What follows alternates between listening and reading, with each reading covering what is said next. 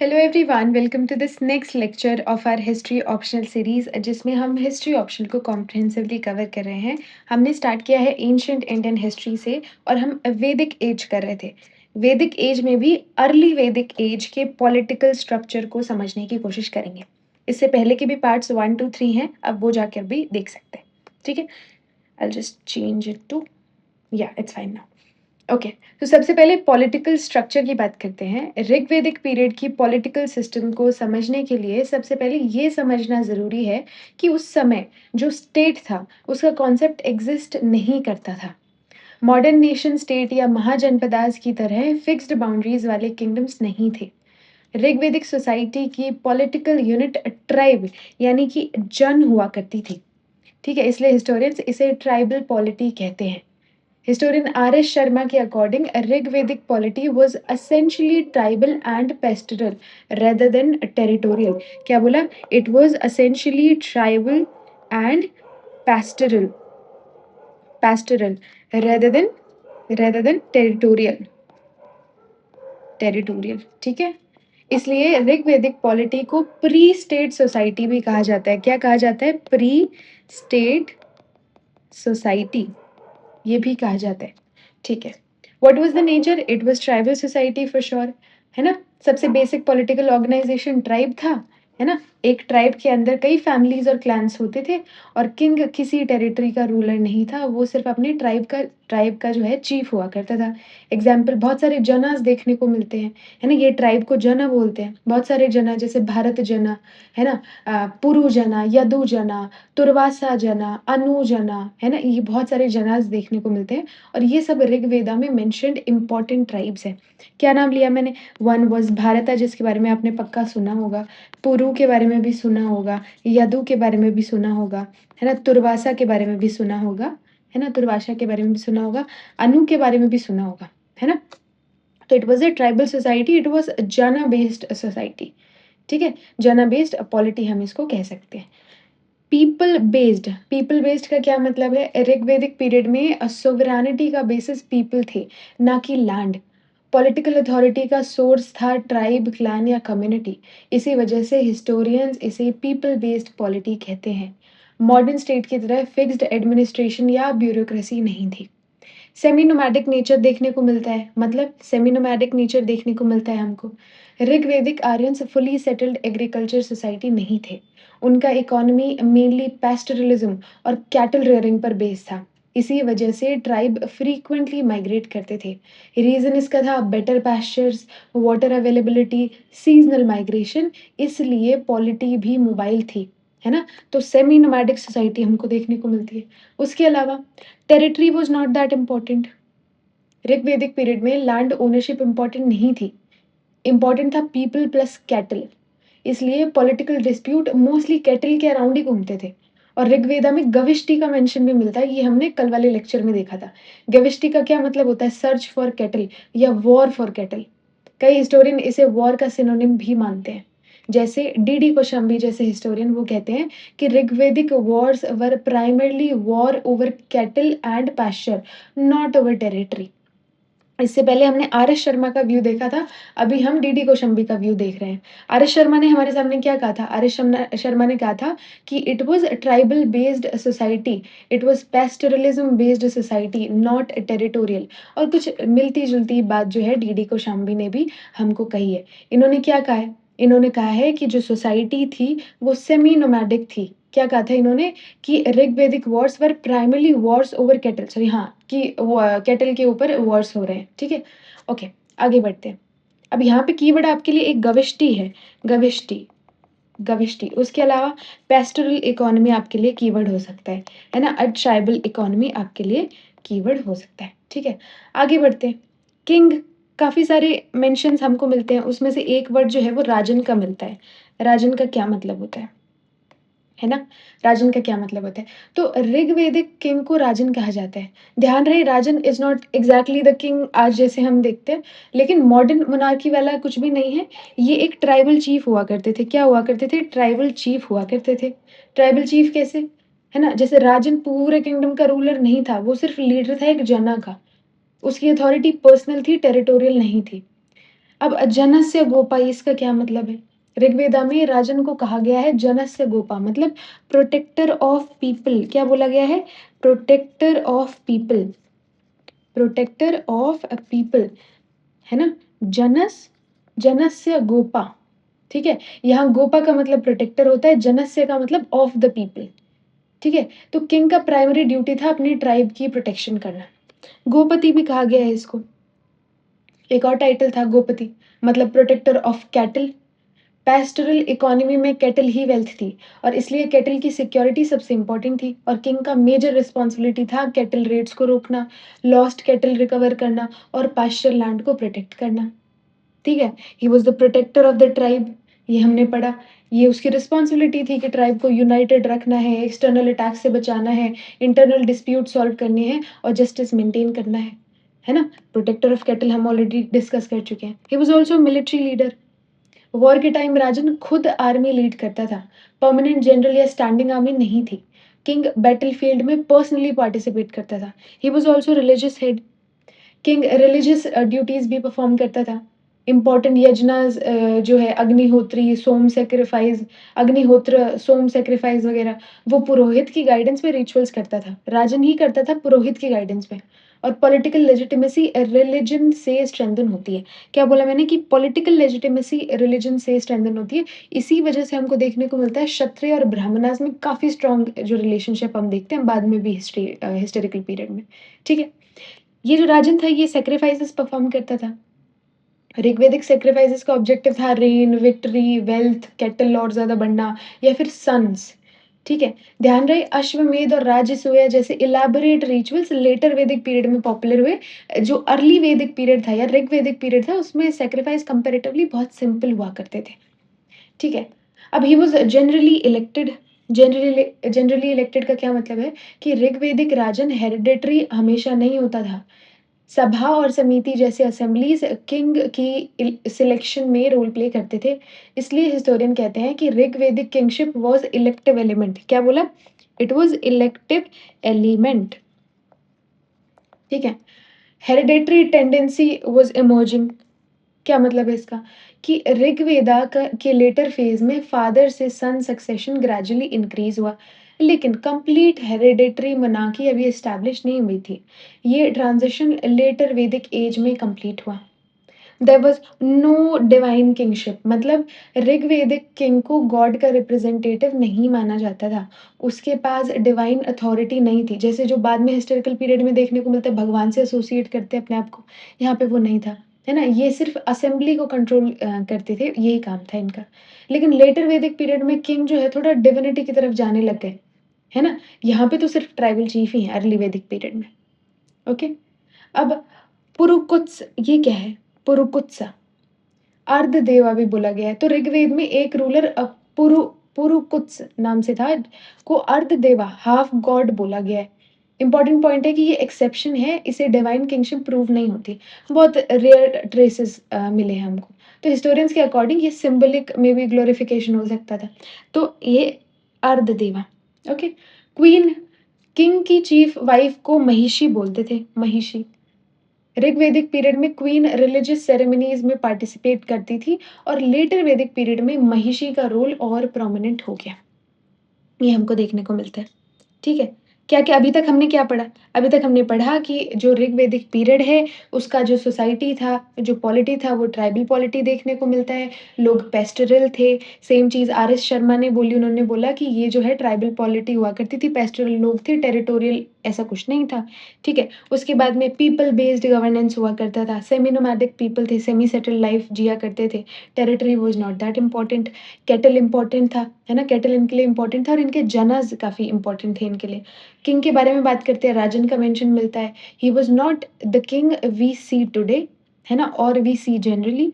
ये सिर्फ़ tribal chief हुआ करते थे, डिफ़रेंट डिफ़रेंट ट्राइब देखने को मिलते हैं, कुरु देखने को मिलता है, भरता देखने को मिलते हैं, यदु, तुर्वाशा ये सब देखने को मिलते हैं, ठीक है? इनको जनस्य गोपा भी बोला गया है कि जन के प्रोटेक्टर यानी लोगों के protector, protector of the people. इनको गोपति भी बोला गया है, प्रोटेक्टर ऑफ कैटल, है ना? प्रोटेक्टर ऑफ ट्राइब ये सब हम पढ़ चुके हैं। ही वाज़ ऑल्सो मिलिट्री लीडर। आज की तरह स्टैंडिंग आर्मी वगैरह नहीं हुआ करती थी, जब भी ऐसे बैटल वगैरह कुछ हुआ करता तो पर्सनली लीड किया करते थे। ही वाज़ ऑल्सो रिलिजियस हेड, कोई भी रिचुअल वगैरह वो सब चीज़ें करनी होती थी तो under the guidance of purohit ये करते थे, ठीक है? He used to perform sacrifices. Generally he was elected, लेकिन बाद में धीरे-धीरे लेटर वैदिक पीरियड में जैसे-जैसे जाने लगे तो हमको देखने को मिलता है कि हेरिडिटरी हो गया ये जो भी ये पोज़ीशन है, ठीक है? उसके बाद में इस टाइम कोई डिवाइन किंगशिप नहीं देखने को मिलती है कि भगवान से अपने आप को एसोसिएट करें। कुछ एक ट्रेस मिला है एक्सेप्शन में व्हिच इज़ पुरुकुत्स, जो जिनको अर्धदेवा यानी कि हाफ गॉड भी कहा गया है, which is not at all an evidence कि ये यहाँ पे डिवाइन किंगशिप हुआ करती थी, ट्रेसेस में है। तो मे बी हिस्टोरियंस मानते हैं कि क्या पता ग्लोरीफाई करने के लिए यूज़ हुआ हो राजन को, है ना? ये इतना हमने अभी तक देखा। क्वीन को महिषी बोला जाता था, है ना? अब हम थोड़ा इनका रेवेन्यू सिस्टम समझने की कोशिश करते हैं। तो ऋग्वैदिक स्टेट के पास परमानेंट टैक्सेशन सिस्टम नहीं था। रेवेन्यू वॉलंटरी और इर्रेगुलर था। जैसे बलि बलि होती थी। बलि का मीनिंग होता है वॉलंटरी ट्रिब्यूट। ये कंपल्सरी टैक्स नहीं था। लोग अपनी इच्छा से किंग को गिफ्ट देते थे। लेटर वैदिक पीरियड में बलि ग्रेजुअली जो है वो टैक्स बन गया। तो it was a voluntary tribute इस टाइम पे। It was a voluntary tribute, ठीक है? वॉर बूटी ये क्या चीज़ होती है? वॉर के बाद कैटल, हॉर्सेस, गोल्ड, स्लेव्स लूट कर रेवेन्यू मिलता था, है ना? किंग इसका डिस्ट्रीब्यूशन करता था और लार्जेस्ट शेयर जनरली राजन और पुरोहित को मिलता था, ठीक है? तो वॉर बूटी देखने को मिलती है। गिफ्ट्स यानी कि दान, गिफ्ट्स यानी कि दाना या दान, ठीक है? रिच पीपल और ट्राइब मेंबर्स भी गिफ्ट देते थे। ये पॉलिटिकल लॉयल्टी हो सकती है या रिलिजियस मेरिट या सोशल प्रेस्टीज के लिए दिया जाता होगा शायद, है ना? तो this was the revenue system. अभी तक हमने राजन के बारे में पढ़ा, एक ओवरव्यू लिया इनकी पॉलिटी का और फिर रेवेन्यू सिस्टम के बारे में पढ़ा। 3 चीज़ें bali, war booty and dana which is gifts ये हमने देखा, ठीक है? Now will talk about their army, what sort of army they had. तो ऋग्वैदिक पीरियड में मॉडर्न आर्मी एग्ज़िस्ट नहीं करती थी। There was no standing army at all. Permanent salaried soldiers नहीं हुआ करते थे। पीस टाइम में आर्मी डिसॉल्व हो जाती थी। There was a tribal militia, मतलब वॉर के समय ऑर्डिनरी ट्राइब मेंबर्स ही सोल्जर बन जाते थे। इसी को हिस्टोरियन ट्राइबल मिलिटिया या मिलिशिया बोलते थे या बोलते हैं, ट्राइबल मिलिशिया, ठीक है? जन मोबिलाइज्ड ड्यूरिंग अ वॉर, इसका क्या मतलब है? वही मतलब जो ऊपर देखा हमने कि एंटायर ट्राइब वॉर के लिए मोबिलाइज़ होती थी और मिलिट्री और सिविलियंस लाइफ में क्लियर डिस्टिंक्शन नहीं था। जैसे आज मिलिट्री और सिविलियन लाइफ में क्लियर डिस्टिंक्शन देखने को मिलता है, उस टाइम नहीं था। There was horse driven chariots, मतलब ऋग्वैदिक आर्यंस की सबसे बड़ी मिलिट्री स्ट्रेंथ थी हॉर्स ड्रॉन चैरियट्स यानी कि रथास, ठीक है? ये उनकी वन ऑफ द स्ट्रेंथ मानी जाती है ना? एडवांटेज क्या था? स्पीड, मोबिलिटी, सरप्राइज़ अटैक ये सब कर सकते हैं और इसी वजह से आर्यंस को मिलिट्री सुपीरियॉरिटी मिली। तो देयर वाज़ अ रथा कल्चर, वी कैन से कि there was ratha culture. There was no standing army, है ना? There was tribal militia. Along with that, Jana used to mobilize during war. They also had horse-driven chariots, which was their major strength. ठीक है? वर्मन की बात करते हैं। What is Varman? तो ऋग्वेदा में वॉरियर्स प्रोटेक्टिव आर्मर पहनते थे। इस आर्मर को कहा जाता है वर्मन। ये लेदर या मेटल प्रोटेक्शन हुआ करता था, ठीक है? तो varman was also there. There were better weapons. Weapons include bow यानी धनुष, बाण यानी कि एरो, स्पेयर, एक्स, स्वॉर्ड वगैरह। ऑल्दो स्वॉर्ड का लिमिटेड यूज़ होता था बट हाँ, मेंशन मिलता है। मेटल का मोस्टली यूज़ होता था, मोस्टली कॉपर और ब्रॉन्ज़ का बना हुआ होता था। आयरन का extensive use letter Vedic period में देखने को मिलता है, अर्ली वैदिक पीरियड में नहीं देखने को मिलता है। ठीक है? तो और ब्रॉन्ज़ और कॉपर के जो है वेपन्स यूज़ हुआ करते थे। क्या देखा सबसे पहले हमने देखा एक overview general tribal based polity, जन बेस्ड पॉलिटी हमको देखने को मिलती है। सेमी नोमैडिक लोग थे, पेस्टरल इकोनॉमी फॉलो फॉलो करते थे। टेरिटरी उतना बड़ा नहीं था, सेकेंडरी था अभी इस टाइम पे, या इतना बड़ा इंपॉर्टेंस नहीं रखता था। फिर हमने राजन के बारे में देखा कि he was the protector of cattle, he was the protector of people, tribal chief हुआ करता था, है ना? सैक्रिफाइसेस वगैरह किया करता था, मिलिट्री हेड हुआ करता था। ये सब चीज़ें हमने देखी। हमने क्वीन के बारे में देखा, उसको महिषी बोला जा रहा है ना? फिर हमने रेवेन्यू सिस्टम के बारे में देखा, बलि की बात की, हमने वॉर बूटी की बात की, हमने दान यानी कि गिफ्ट्स की बात की। फिर उसके बाद में हम आर्मी पे आए, हमने देखा कि इनकी कोई स्टैंडिंग आर्मी नहीं हुआ करती थी, ठीक है? और जो लोग थे वो ही मोबिलाइज़ होके वॉर में जाया करते थे, इसलिए इसको ट्राइबल मिलिशिया पॉलिटी भी बोला जाता था, ठीक है? हॉर्स ड्रिवन चैरियट्स इनकी स्ट्रेंथ मानी जाती है। एंड वर्कमेन का मेंशन हुआ है, जो ये आर्मर यूज़ करते थे which was generally made of any metal. और ये वेपन्स बेटर वेपन्स होते थे, बाण, धनुष वगैरह हुआ करता था इनके पास में, स्पेयर, एक्स वगैरह हुआ करता था and to limited extent swords were also seen. और ये ब्रॉन्ज और कॉपर की बनी हुई होती थी, आयरन का extensive use early Vedic period में नहीं देखने को मिलता। This is so far what we have read. आगे आते हैं।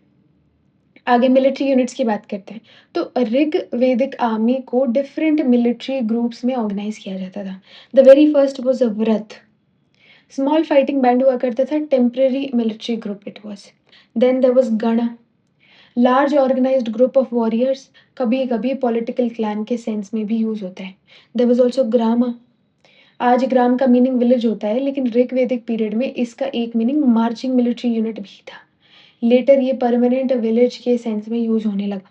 There was also sardha, war party या बैटल कंटिंजेंट जो है वो इसको बोला जाता था, और ये ऑफेंसिव मिलिट्री ऑपरेशंस में पार्टिसिपेट करते थे। 4 देखा, व्रत, गण, ग्राम, सरधा। व्रत, गण, ग्राम एंड सरधा। व्रत सबसे छोटा हुआ करता था, उससे बड़ा जो है गण हुआ करता था, फिर ग्राम देखने को मिलता है हमको, marching military unit, and Sharda which was violent and offensive military operations के लिए यूज़ हुआ करता था। गण, व्रत, ग्राम एंड सरधा, सरधा, ठीक है? अब ऑप्शनल के लिए यहाँ पे क्या स्कॉलरली रिव्यू हम देख सकते हैं। तो एक याद है हमको, आर एस शर्मा ने क्या बोला था कि Rigvedic polity was tribal, pastoral and not territorial. उन्होंने ये भी बोला था कि kingship was limited and controlled by tribal assemblies, ये भी उन्होंने बोला। रोमिला थापर के भी कुछ व्यूज़ हैं। वो कहती हैं कि अर्ली वैदिक पॉलिटी जो है वो चीफडम को रिप्रेज़ेंट करती है, फुली डेवलप्ड स्टेट को नहीं रिप्रेज़ेंट करती। और जो पॉलिटिकल अथॉरिटी है it was dependent on kinship not bureaucracy, ऐसा रोमिला थापर कहती हैं। आर एस शर्मा क्या कहते हैं कि it was tribal, pastoral and non territorial जो पॉलिटी, है ना? वो ये भी कहते हैं कि kingship was limited and controlled by tribal assemblies. Whereas Romila Thapar कहती हैं कि chiefdom, early Vedic polity chiefdom represent करती है, फुली डेवलप्ड स्टेट नहीं थी। उसके अलावा जो पॉलिटिकल अथॉरिटी थी वो किनशिप पे डिपेंडेंट थी, ब्यूरोक्रेसी पे नहीं थी। मैंने बोला किनशिप, किंगशिप नहीं बोला, किनशिप बोला है, ठीक है?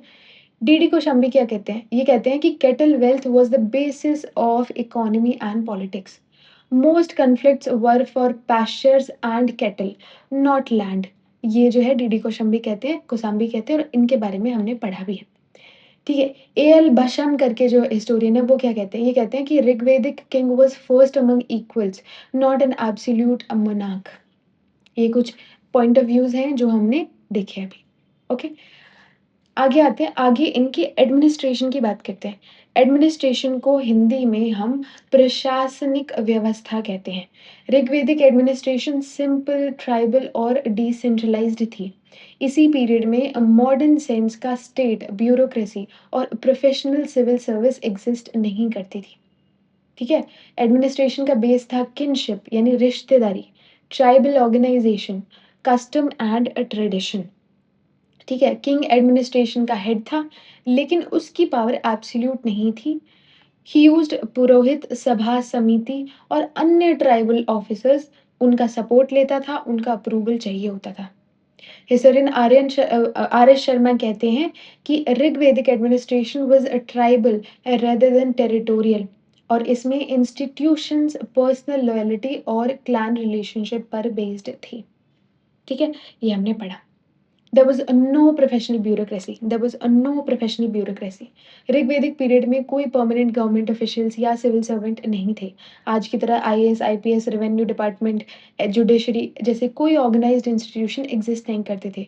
ऑफिसर जनरली ट्राइब के रिस्पेक्टेड मेंबर्स थे, परमानेंट सैलरी जो है उनको नहीं मिलती थी, ज़रूरत के हिसाब से ड्यूटीज़ परफॉर्म करते थे, इसलिए एडमिनिस्ट्रेशन काफ़ी इनफॉर्मल और फ्लेक्सिबल था। तो यहाँ पे हमको देखने को मिलता है keyword which is pre bureaucratic administration. क्या बोलेंगे? प्री ब्यूरोक्रेटिक, हम बोलेंगे प्री ब्यूरोक्रेटिक एडमिनिस्ट्रेशन। ठीक है? आगे बढ़ते हैं। अब ऑफिसर्स क्या-क्या कौन-कौन हुआ करते थे जो सँभालते थे? द वेरी फर्स्ट इज़ पुरोहित। इनके बारे में मैं बहुत बार बोल चुकी हूँ अभी तक। तो ऋग्वेदिक एडमिनिस्ट्रेशन का सबसे इम्पोर्टेंट ऑफिसर वाज़ पुरोहित। पुरोहित का लिटरल मीनिंग होता है जो सबसे आगे बैठकर यज्ञ करे। लेकिन इसका रोल सिर्फ़ प्रीस्ट तक लिमिटेड नहीं था। ही है ना? एक तो चीफ़ प्रीस्ट चलो ठीक है, यज्ञ और सैक्रिफ़ाइस कंडक्ट कराते थे, मंत्रों का उच्चारण करते थे, है ना? रिलिजियस सेरेमनीज़ ऑर्गेनाइज़ करते थे, वो तो चलो ठीक है। उसके अलावा he was also political adviser. King का सबसे ट्रस्टेड एडवाइज़र होता था और मिलिट्री डिसीज़न से लेकर पॉलिटिकल अलायंस तक हर इम्पोर्टेंट मैटर में एडवाइस देता था। He was also a moral guide and he used to motivate king. King को धर्म और रीत के प्रिंसिपल फॉलो करने के लिए सलाह देना, है ना? वॉर के टाइम पे मोटिवेट करना, बैटल के पहले सोल्जर्स का मोराल बढ़ाना, यज्ञ और प्रेयर के थ्रू में विक्ट्री की जो है प्रार्थना करना। फेमस पुरोहित हमको देखने को मिलते हैं जैसे जैसे हमको वशिष्ठ देखने को मिलते हैं उस टाइम में। वशिष्ठ इनके बारे में हमने पढ़ा था ना battle of 10 Kings. Bharat tribe के पुरोहित थे ये और किंग सूदास के एडवाइज़र थे। देयर वाज़ आल्सो विश्वा विश्वामित्र। ये कौन थे? इनिशियली सूदास के पुरोहित थे लेकिन बाद में राइवल बन गए। और ये राइवलरी हमको बैटल ऑफ 10 किंग्स 10 राजन युद्ध के कॉन्टेस्ट में जो है पढ़ते हैं हम और यूपीएससी के लिए इम्पोर्टेंट है। अब हिस्टोरियंस व्यू यहाँ पे ये है कि रोमिला थापर के अकॉर्डिंग पुरोहित और राजन जो है वो ट्विन पिलर्स थे ऋग्वेदिक पॉलिटी के। क्या थे? Twin pillars of Rigvedic polity. ठीक है? ऋग्वेदिक पॉलिटी के ट्विन पिलर्स माने जाते हैं। इससे पहले भी रोमिला थापर ने कुछ कहा था। ये क्या कह रही थी इससे पहले? इससे पहले ये ट्राइबल पॉलिटी की बात कर रही थी, पैस्टरलिज़्म की बात कर रही थी, है ना? हमने बाकी जो हिस्टोरियंस हैं उनके व्यू भी पढ़े थे। एक बार वापस से दोहरा लेते हैं। जैसे आर.एस. शर्मा ने कहा था कि Rigvedic polity was tribal, pastoral and not territorial. Kingship was limited and controlled by tribal assemblies. फिर रोमिला थापर कहती हैं कि अर्ली वैदिक पॉलिटी जो है वो चीफडम रिप्रेज़ेंट करती थी, कोई फुली डेवलप्ड स्टेट नहीं रिप्रेज़ेंट करती थी। पॉलिटिकल अथॉरिटी जो थी वो किंगशिप पे डिपेंडेंट थी। डीडी कौशाम्बी ने कहा था कि cattle wealth was the basis of economy and politics. ठीक है? Most conflict were for pastures and cattle not land. है ना? तो ये सब हमने पहले देखा था। आगे बढ़ते हैं। सेनानी की बात करते हैं। सेनानी कौन थे? है ना? सेनानी की बात करते हैं। सेनानी आर्मी का चीफ कमांडर था। फंक्शन था आर्मी ऑर्गेनाइज़ करना, वॉर स्ट्रैटेजी बनाना, है ना? सोल्जर्स को लीड करना और राजन की एब्सेंस में मिलिट्री कमांड करना। स्टैंडिंग आर्मी नहीं थी इसलिए सेनानी का रोल मेनली वॉर टाइम में एक्टिव होता था। है ना? तो he was a military commander. Gramani क्या कौन थे? ग्रामनी। तो ऋग्वेदिक पीरियड में ग्रामनी का रोल लेटर वैदिक पीरियड से अलग था। He was a village head, military unit का लीडर और ट्राइब और किंग के बीच में लिंक। ध्यान रहे ऋग्वेदिक ग्रामा का मीनिंग सिर्फ विलेज नहीं था। कई हिस्टोरियंस के अकॉर्डिंग इसका मीनिंग मार्चिंग ग्रुप भी था। ये मैंने अभी थोड़ी देर पहले बताया था। इसलिए ग्रामनी मिलिट्री लीडरशिप भी करता था। ठीक है? विशपति क्या होता है? What is vishpati? He was the head of vish. तो क्या होता था ऋग्वेदिक सोसाइटी में कुछ ऐसे यूनिट्स चलती थी, सबसे छोटा कुल, कुल के बाद में बहुत सारे कुल मिलके ग्राम बनाते थे, बहुत सारे ग्राम मिलके विश बनाते थे और बहुत सारे विश मिलके जना बनाते थे। ऐसे होता था। ठीक है? तो विस एक बड़ा ट्राइबल डिवीज़न था, उसका हेड उसको विस्पति बोलते हैं। ये विस का एडमिनिस्ट्रेशन, डिस्प्यूट सेटलमेंट, राजन को सपोर्ट करना, ये सब चीज़ें करते थे। देयर वाज़ ऑल्सो वज्रपति या व्रजपति जिसको बोलते हैं, है ना? ये ऑफ़िसर पैस्टोरल इकोनॉमी में बहुत इम्पोर्टेंट थे। पैस्टोरल इकोनॉमी में बहुत इम्पोर्टेंट थे। ग्रेज़िंग लैंड की देखभाल करना, है ना? कैटल कैंप्स को मैनेज करना, लाइवस्टॉक प्रोटेक्शन करना, ये सब चीज़ें किया करते थे। देयर वाज़ ऑल्सो पुरापति या पुराप, है ना? He was forts chief, forts की सिक्योरिटी, डिफेंस मैनेजमेंट ये सब करते थे। ऋग्वेदा में इंद्र को पुरंदर कहा गया है, was a destroyer of forts. ठीक है? इससे पता चलता है कि कुछ फोर्टिफाइड सेटलमेंट्स एक्सिस्ट करती थी। There was also spasha. What is spasha? He was a spy, information collect करना, थेफ्ट डिटेक्ट करना, इंटरनल सिक्योरिटी मेंटेन करना, ये सब काम स्पश का हुआ करता था। There was also kulapa. Kul या कुलअप भी बोल सकते हैं इसको। इनका फंक्शन फैमिली प्रॉपर्टी मैनेज करना, फैमिली डिस्प्यूट सेटल करना, रिलिजियस रिचुअल्स परफॉर्म करना, ये सब किया करते थे। There was also judicial system. What sort of judicial system they had? तो ऋग्वेदिक पीरियड में सेपरेट जुडिशरी एग्जिस्ट नहीं करती थी, ना ही कोई प्रोफेशनल जजेस थे। जस्टिस मेनली कस्टम, ट्रेडिशन या ट्राइबल एथिक्स के हिसाब से हुआ करता था एंड किंग वाज़ द जज। सीरियस डिस्प्यूट में राजन जजमेंट दे सकता था, लेकिन वो आर्बिट्रेरी नहीं होता था। इसको एल्डर्स और असेंबली की एडवाइस भी जो है वो लेनी पड़ती थी किंग को। There were no formal courts, कोई district court, high court, supreme court ऐसा कुछ नहीं हुआ करता था। जस्टिस जो था वो कम्युनिटी बेस्ड था, है ना? तो ये हमने देख लिया। ओके। असेंबलीज़ के बारे में बात करते थे, there were certain popular assemblies जिनके बारे में बात करते हैं। ठीक है? अभी तक हमने क्या पढ़ा वो पर हम रिवाइज़ करेंगे पहले, है ना? First we talked about a general characteristic और nature of the Rigvedic polity. उसके बाद में हमने राजन के बारे में पढ़ा, फिर हमने रेवेन्यू सिस्टम के बारे में पढ़ा उनके, फिर उनकी आर्मी के बारे में पढ़ा, उनके मिलिट्री यूनिट्स व्रत, गण, ग्राम और सारदा, इनके बारे में पढ़ा। हमने एडमिनिस्ट्रेशन की बात करी, it was a pre bureaucratic administration. ठीक है? We talked about purohit, who was purohit, क्या-क्या काम करते थे? Senani, gramani, vishpati, vajrapati and purapa, spasha and kulapa. Judicial system की बात की, कोई जो फॉर्मल जुडिशरी नहीं होती थी, है ना? स्पाइस जो है वो थेफ्ट वगैरह चेक करती थी, ये सब चीज़ें देखी। नाउ विल टॉक अबाउट जो है पॉपुलर असेंबलीज़। ऋग्वेदिक पॉलिटी का सबसे democratic feature was assemblies, were assemblies. ये किंग के पावर को कंट्रोल करती थी। अथर्ववेदा में सभा और समिति को प्रजापति की 2 डॉटर्स कहा गया है। ये उनकी इम्पोर्टेंस को शो करता है। सभी सभा जो है वो कंपैरेटिवली स्मॉलर हुआ करती थी। इसमें एल्डर्स, नोबल्स, एक्सपीरियंस्ड पर्सन जो है वो हुआ करते थे। जुडिशियल, एडवाइज़री, सोशल, है ना? ये सब काम करते थे।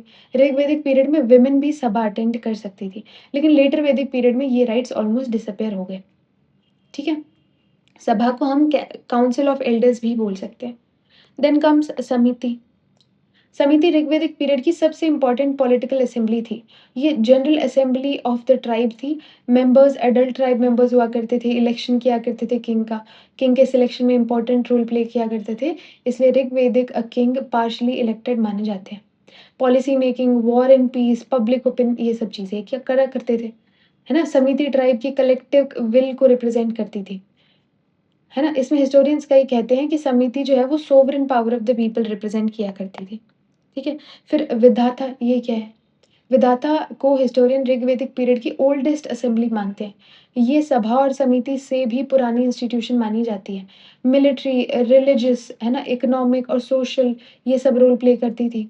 विमेन एक्टिवली विधाता में पार्टिसिपेट करती थी, इसलिए ये कंपैरेटिवली इंक्लूसिव इंस्टीट्यूशन थी। आर्य शर्मा कहते हैं कि vidatha was the most multi functional institution of Rigvedic age. ठीक है? फिर गण की बात करते हैं, ये क्या मतलब होता है? गण का मतलब होता है ग्रुप या क्लैन। कुछ हिस्टोरियंस इसे प्रोटो रिपब्लिकन ऑर्गेनाइज़ेशन भी मानते हैं। ये लेटर रिपब्लिकन स्टेट का अर्ली जो फॉर्म है वो माना जाता है। गणराज्य का अर्ली फॉर्म माना जाता है। अब what were the administrative units? कुल, ग्राम, विस, जन। सबसे छोटी यूनिट कुला होती थी, यानी फैमिली हेड होता था कुलापा। फिर ग्राम, ग्राम का हेड ग्रामणी, बहुत सारे कुला मिलके एक जो है ग्राम बनाते थे। देन बहुत सारे ग्राम मिलके एक विस बनाते थे, विस का हेड जो है वो विस्पति हुआ करता था। एंड बहुत सारे विस मिलके जन बताते थे, और जन का जो हेड है वो राजन हुआ करता था। जनपदास वर नॉट देयर, कोई जनपदास नहीं होते थे इस टाइम पे। ऋग्वेदिक पीरियड का सबसे इम्पोर्टेंट पॉइंट है कि जनपदा एग्जिस्ट नहीं करते थे। व्हाई? क्योंकि पॉलिटिकल आइडेंटिटी लैंड से नहीं थी, लोगों से थी। लेटर वैदिक पीरियड में जब आर्यन्स परमानेंटली सेटल हुए और एग्रीकल्चर डोमिनेंट हुआ, तब जनपदा डेवलप हुआ। कंपैरिजन अगर करें तो ऋग्वेदिक एज में जन, ट्राइब, मोबिलिटी, पैस्टोरलिज्म, ये सब देखने को मिलता है, और लेटर वैदिक पीरियड में जनपदा, टेरिटरी, एग्रीकल्चर और किंगडम सॉर्ट ऑफ हमको देखने को मिलता है। ठीक है? आगे चलते हैं। अब इसमें भी कुछ ना हिस्टोरिकल डिबेट हमको देखने को मिलती है। What sort of historical debate? R S. Sharma कहते हैं कि Rigvedic administration was tribal and kingship based. Assemblies were powerful and kingship was limited. Romila Thapar भी वही चिफडम वाली बात करते हैं, तो डिफरेंट ये भी आर्ग्यूमेंट्स देखने को मिलते हैं। जो हमने पहले देखी थी वही सिमिलर है, कुछ खास फ़र्क नहीं है। ठीक है? आगे बढ़ते हैं। आगे बढ़ के हम इनके सोशल स्ट्रक्चर की बात करते हैं। What were the social structure? ठीक है? तो ऋग्वेदिक सोसाइटी का सोशल स्ट्रक्चर सिंपल, ट्राइबल और कंपैरेटिवली इगैलिटेरियन था। सोसाइटी अभी रिजिड कास्ट सिस्टम में डिवाइड नहीं हुई थी, और सोशल रिलेशन किंगशिप, ऑक्यूपेशन और ट्राइबल आइडेंटिटी पर बेस्ड था। ये याद रखना बहुत इम्पोर्टेंट है कि ऋग्वेदिक सोसाइटी और लेटर वैदिक सोसाइटी में बहुत बड़ा डिफरेंस था। ऋग्वेदिक एज फ्लेक्सिबल सोसाइटी थी और लेटर वैदिक एज रिजिड वर्ना और कास्ट सिस्टम फॉलो करती थी। ठीक है? हिस्टोरियन आर शर्मा कहते हैं कि the Rigvedic society had social differentiation but not social stratification based on birth. यानी डिफरेंस थे लेकिन इनइक्वालिटी और हेरिडिटरी कास्ट सिस्टम अभी डेवलप नहीं हुआ था।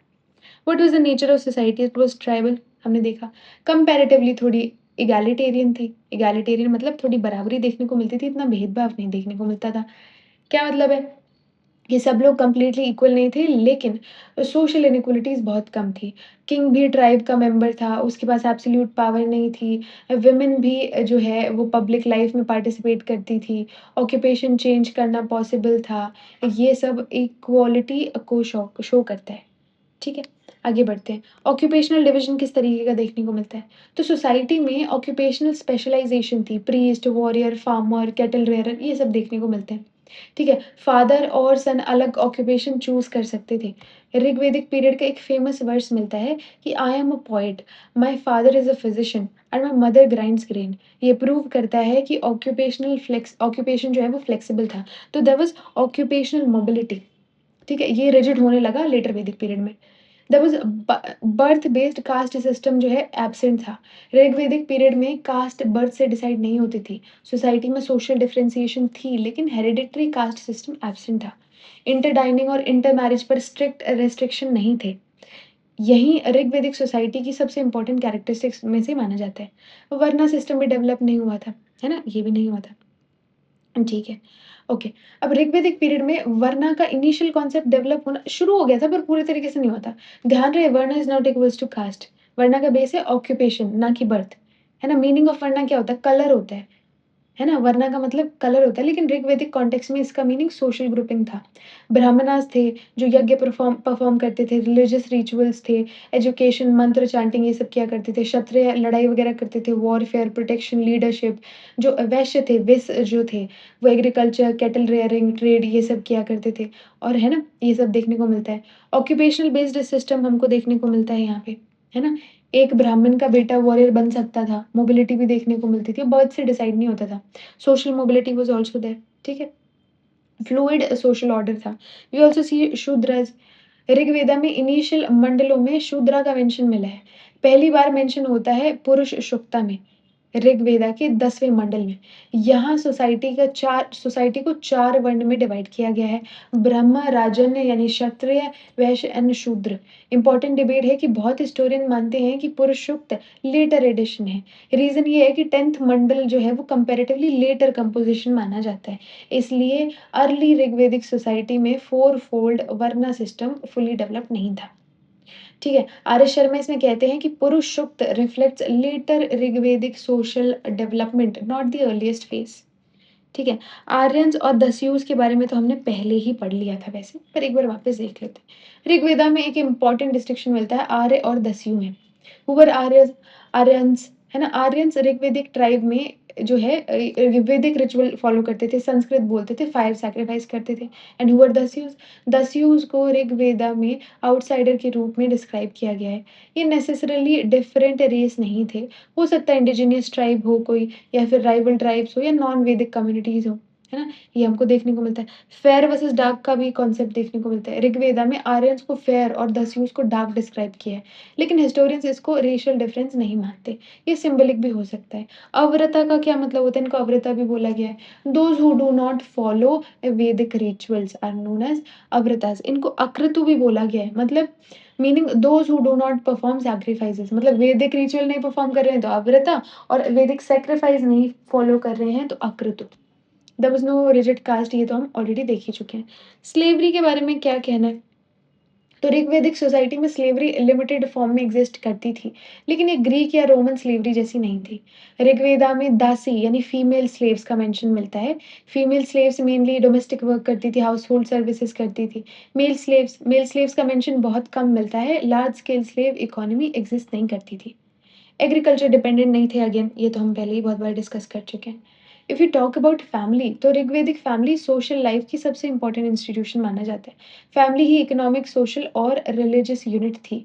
देयर वाज पैट्रियार्कल फैमिली, है ना? फैमिली का हेड मेल होता था, डिसीजन मेकिंग अथॉरिटी उसके पास थी, वुमेन रिस्पेक्टेड थी, लेकिन फाइनल अथॉरिटी फादर की होती थी।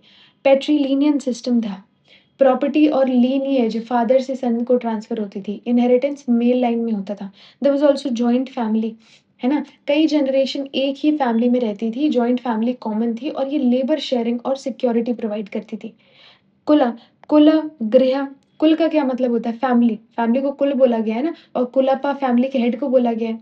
गृह हाउसहोल्ड को बोला गया है ना? ये फिजिकल रेजिडेंस को इंडिकेट करता है। गृहपति, घर का जो पति होता है उसको गृहपति बोलते हैं, फैमिली का हेड, है ना? फिर सपत्नी, ये क्या होता है? सपत्नी मीनिंग को वाइफ, ये प्रूव करता है कि पॉलीगनी एग्जिस्ट करती थी, मतलब मल्टीपल वाइफ हुआ करती थी, क्या पता। कुलप्पा के बारे में हमने ऑलरेडी देख लिया। विस और जन के बारे में भी हमने पढ़ चुके हैं। सबसे कॉमन मैरिज फॉर्म थी कि एक हस्बैंड की एक वाइफ हो। मोनोगमी प्रेफर किया जाता था, लेकिन पॉलीगनी और पॉलीएंड्री भी प्रेजेंट थी। पॉलीएंड्री और पॉलीगनी में क्या फ़र्क है? पॉलीगनी होता है रिच और पावरफुल पर्सन जो है वो मल्टीपल वाइफ्स रखते थे। पॉलीगनी में मल्टीपल वाइफ्स होती हैं और पॉलीएंड्री में मल्टीपल हस्बैंड्स होते हैं। पॉलीएंड्री कम देखने को मिलती थी, पॉलीगनी कंपैरेटिवली इससे ज़्यादा देखने को मिलती थी। है ना? ये पॉलीएंड्री का एक एग्ज़ाम्पल हमको महाभारत में देखने को मिलता है, जिसमें द्रौपदी के जो है कई कई हस्बैंड्स थे। है ना? ओके, ठीक है। और रोमन टर्म है ये पेटर फ़ैमिलियाज़, रोमन टर्म है, इसका यूज़ हिस्टोरियंस करते हैं। Father had supreme authority over family, इसका कहने का मतलब यही है, ठीक है? और कुछ नहीं है।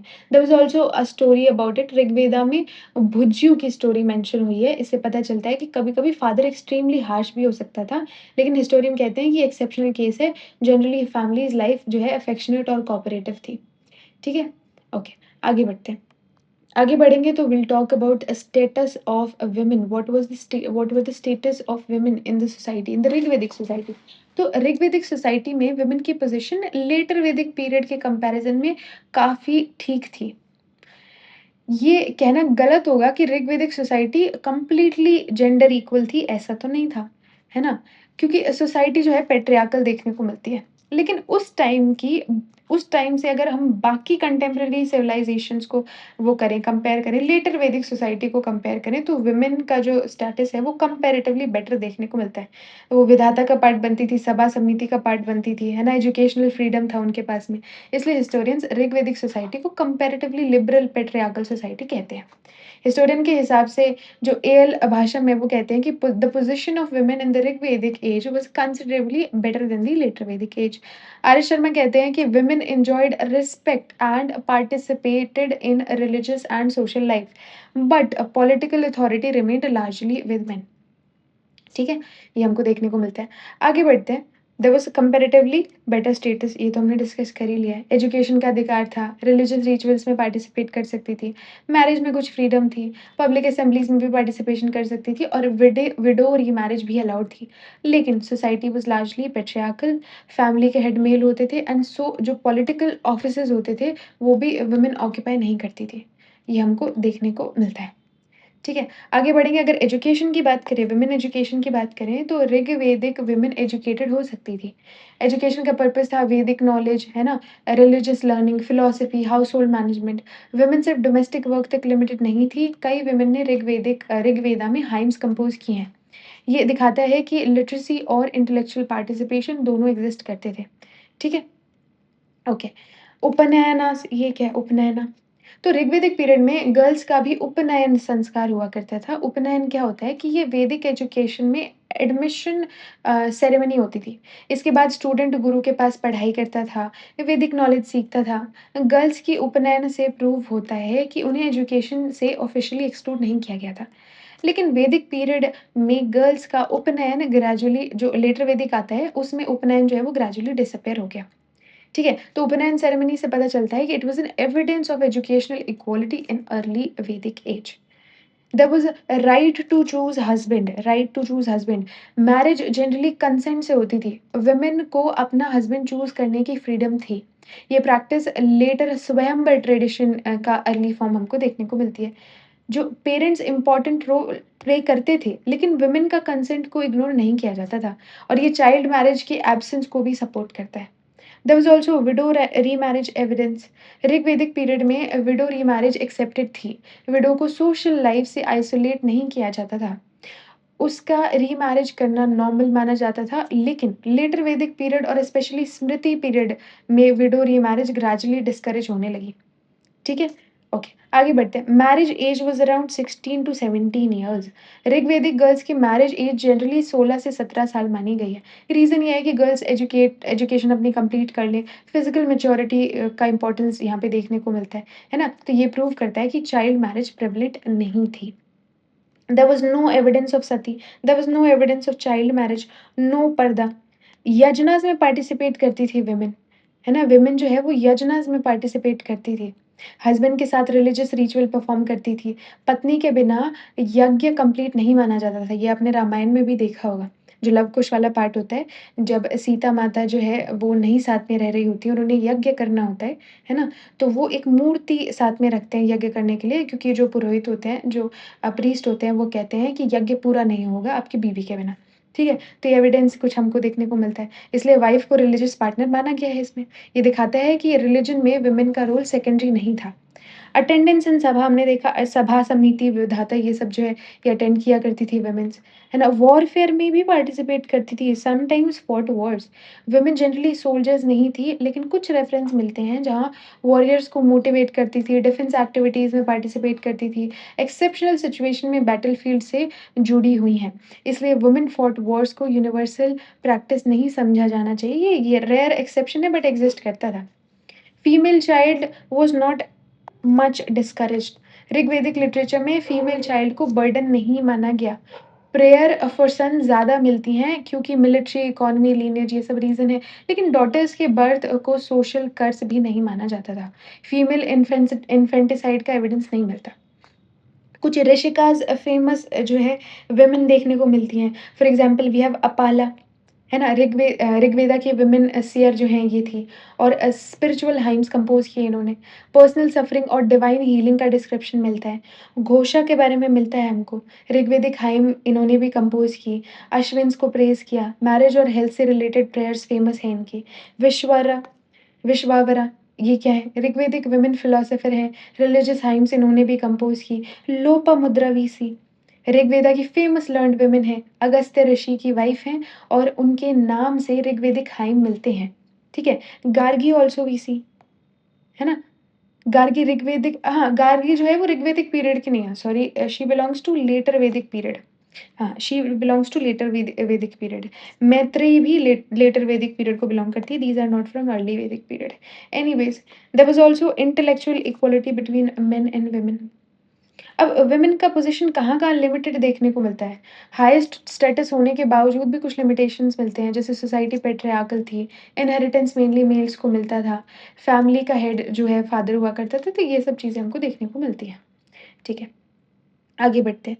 अगर कंपेयर करें तो ऋग्वेदिक पीरियड में उपनयन सेरेमनी कर सकती थी, है ना? लेटर वैदिक पीरियड में नहीं कर सकती थी। एजुकेशन अवेलेबल थी पहले, बाद में नहीं थी। विडो रीमैरिज अवेलेबल थी, बाद में नहीं थी।